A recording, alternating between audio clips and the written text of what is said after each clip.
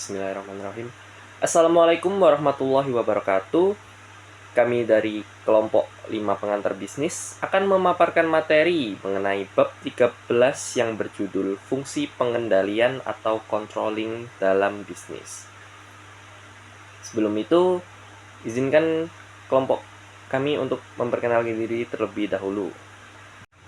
Baik, untuk anggota kelompok kami yaitu ada Feiza Aulia Mahibudin dengan NPM akhir 218, lalu ada Jianzi Fevilia Haryanto dengan NPM akhir 235, lalu ada Faiza Zahara Amelia dengan NPM akhir 244, dan ada saya Muhammad Fikri Raka Andarwa dengan NPM akhir 250, lalu ada Naira Mentari Utama dengan NPM akhir 253, dan Elviona Catherine Santoso dengan NPM akhir 258. Langsung saja kita masuk ke materi yang pertama. Secara definitif, pengendalian adalah proses sistematis untuk memantau, membandingkan, dan memperbaiki berbagai aktivitas yang dilakukan oleh sumber daya organisasi untuk memastikan bahwa kinerja aktual sesuai dengan tujuan yang telah ditetapkan. Nah, berdasarkan dari definisi tersebut, pengendalian berfungsi sebagai mekanisme untuk memastikan bahwa kegiatan yang dilaksanakan sesuai dengan yang direncanakan dan tindakan koreksi dapat segera dilakukan untuk memperbaiki setiap penyimpangan yang terjadi. Penerapan fungsi pengendalian yang efektif merupakan suatu keharusan bagi setiap organisasi karena beberapa alasan krusial. Yang pertama, pengendalian memastikan bahwa kinerja karyawan selaras dengan standar yang diharapkan perusahaan. Karyawan yang menyadari bahwa kinerja mereka akan dievaluasi secara objektif cenderung bekerja lebih maksimal. Karena penilaian ini seringkali berdampak langsung pada kompensasi, promosi, dan pengembangan karir mereka. Kedua, pengendalian menyediakan informasi vital bagi manajemen mengenai situasi real di lapangan. Informasi ini memungkinkan manajer untuk memahami faktor-faktor pendukung dan penghambat operasional, sehingga tindakan preventif dapat diambil sebelum masalah kecil berkembang menjadi masalah yang besar. Ketiga, dalam lingkungan bisnis yang semakin kompleks, pengendalian membantu organisasi mengelola kerumitan tersebut dengan lebih baik, dengan meminimalkan akumulasi kesalahan dan mengeliminasi biaya yang tidak perlu, yang pada akhirnya meningkatkan efisiensi dan efektivitas secara keseluruhan. Baik, selanjutnya ada proses pengendalian atau the control process. Proses pengendalian merupakan serangkaian langkah yang logis, terstruktur, yang dijalankan manajer untuk memastikan tujuan organisasi bisa tercapai. Berdasarkan kerangka yang dipaparkan oleh Solihin yang seringkali merujuk pada pemikiran manajemen seperti Robbins and Coulter, proses ini terdiri dari 4 tahap fundamental. Yang pertama, menentukan standar prestasi. Langkah pertama dan paling krusial adalah penetapan standar kerja. Standar kerja ini merupakan kriteria atau tolak ukur yang akan digunakan untuk mengevaluasi kerja. Yang kedua, ada mengukur prestasi aktual. Setelah standar diterapkan, langkah selanjutnya adalah mengukur kinerja aktual. Tahap ini melibatkan pengumpulan data dan informasi mengenai hasil nyata dari aktivitas yang telah dilaksanakan. Metode pengukuran harus andal dan juga valid agar data yang didasarkan akurat dan terpercaya. Yang ketiga, ada membandingkan prestasi aktual dengan standar. Ini adalah tahap evaluasi kritis di mana kinerja aktual yang telah diukur dibandingkan dengan standar yang telah ditetapkan sebelumnya. Tujuannya adalah untuk mengidentifikasi adanya penyimpangan dan seberapa signifikan penyimpangan tersebut. Yang keempat dan yang terakhir merupakan melakukan tindakan perbaikan koreksi. Jika hasil perbandingan menunjukkan adanya penyimpangan yang signifikan, manajer harus mengambil tindakan manajerial. Tindakan ini tidak selalu berarti menghukum, tapi lebih berfokus pada perbaikan. Ada 3 kemungkinan tindakan yang diambil. Yang pertama, tidak melakukan apa-apa jika penyimpangan berada di rentang yang dapat diterima. Yang kedua, mengoreksi kinerja aktual. Jika penyebab penyimpangan terletak pada pelaksanaan, tindakan dapat berupa perbaikan proses kerja, pelatihan ulang karyawan, dan juga penyesuaian strategi. Yang ketiga, dan merevisi standar. Jika standar yang diterapkan ternyata tidak realistis, maka standar itu sendiri perlu dikoreksi. Keempat langkah ini membentuk sebuah siklus yang dinamis dan berulang, memastikan bahwa organisasi senantiasa berada di jalur yang benar menuju pencapaian lainnya. Oke, selanjutnya ada jenis-jenis pengendalian. Pengendalian ini dibagi menjadi 3. jenis utamanya yaitu feed forward, concurrent forward, dan feedback control. Apa sih tujuan untuk pengendalian ini? Agar suatu perusahaan ini dapat berjalan dengan lancar sesuai rencana dan dapat diperbaiki bila-bila ketika mereka melakukan sebuah kesalahan. Langsung saja untuk yang pertama ada feed forward control, yaitu pengendalian ke depan atau bahasa lainnya mencegah sebelum kejadian agar kesalahan tidak terjadi pada saat perusahaan tersebut sedang berjalan.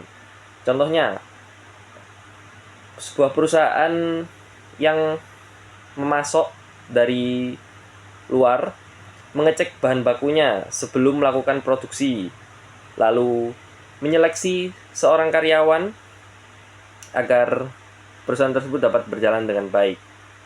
Lalu yang kedua ada concurrent control atau pengendalian saat perusahaan tersebut sedang berjalan.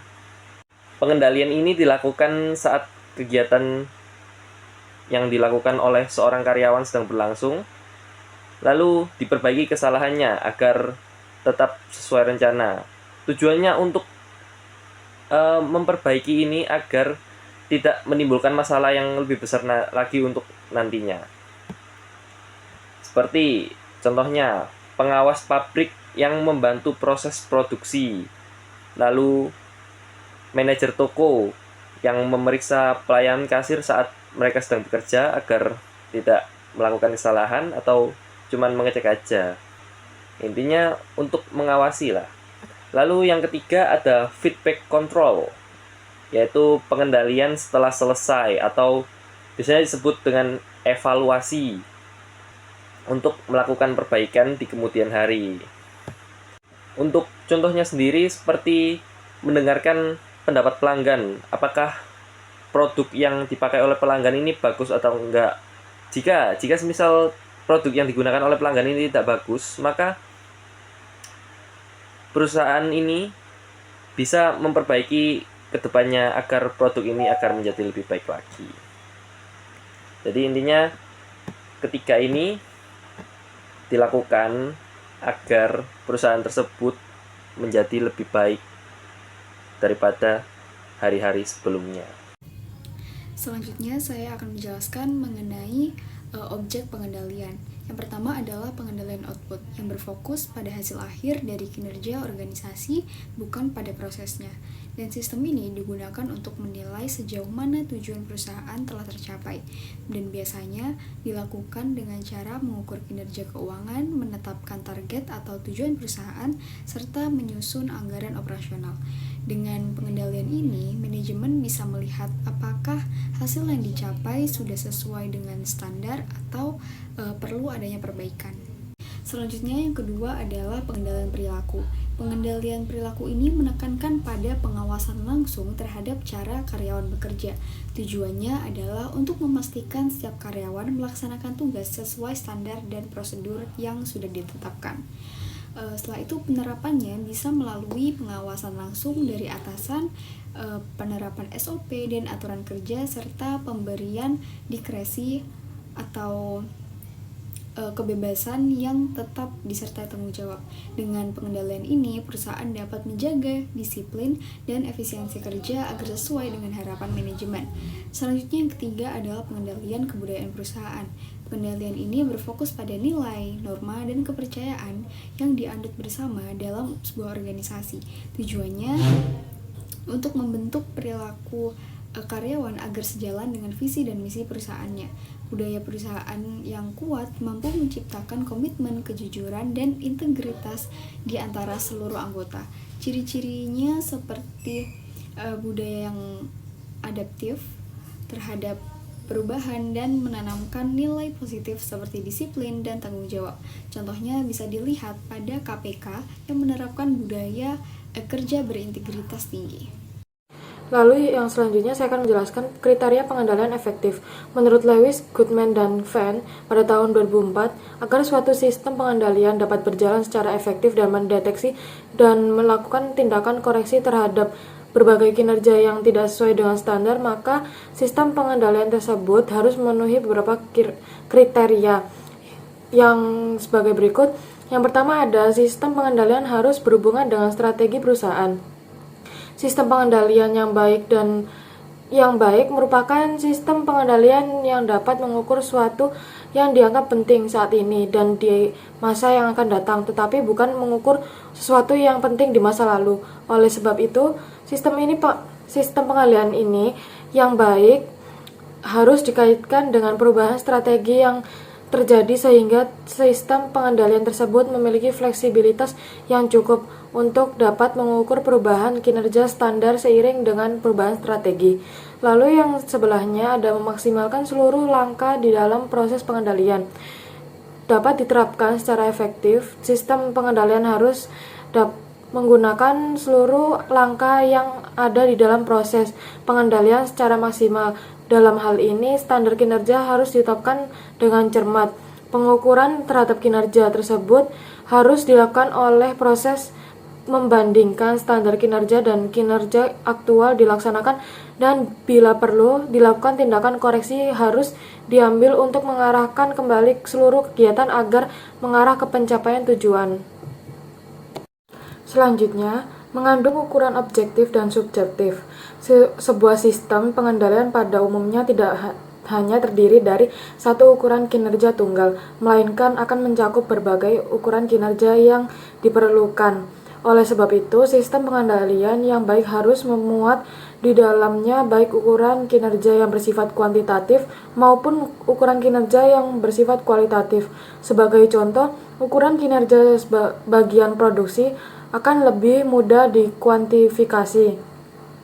Lalu selanjutnya, memiliki kerangka waktu feedback yang jelas. Sistem yang baik akan memberikan informasi yang dibutuhkan tepat pada waktunya. Sistem pengendalian harus dapat menyediakan informasi yang memadai bagi pihak manajemen untuk mengambil tindakan manajerial segera setelah terjadinya penyimpangan agar penyimpangan tersebut dapat segera dikoreksi sehingga tidak terjadi kesalahan yang lebih fatal. Lalu yang terakhir ada dapat diterima oleh para pekerja. Pada hakikatnya, standar kinerja ditetapkan sebagai alat untuk memotivasi karyawan agar melakukan kinerja yang lebih baik, karena setiap pencapaian standar kinerja tersebut akan dikaitkan dengan outcome yang tertentu seperti kenaikan gaji, kenaikan jabatan, promosi, bonus, dan lain-lainnya.